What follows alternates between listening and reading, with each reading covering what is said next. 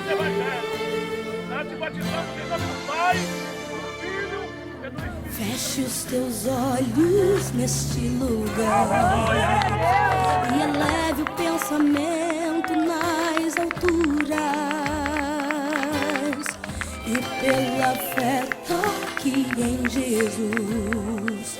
Mas para isso é preciso o romper da multidão. A tua cura acontecerá. Quanto tempo esperou, não pare agora.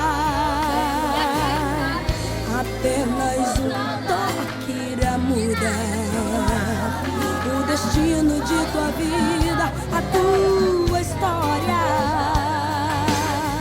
Jesus, o filho de Davi, está passando aqui.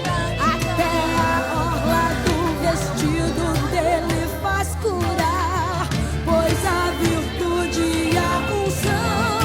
Toque agora, estenda a mão.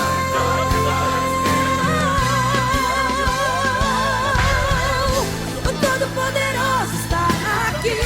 Cristo já está passando aqui. Roga a multidão e toque nele. Virtude sairá. O Todo-Poderoso está aqui. Cristo já está passando aqui. Estenda a tua mão e toque nele. Ele vai te curar.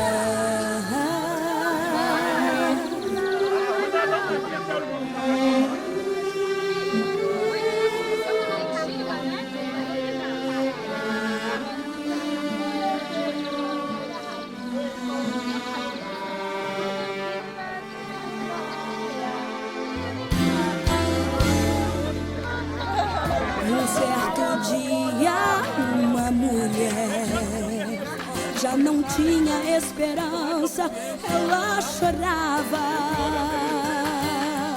Ouviu falar o nome de Jesus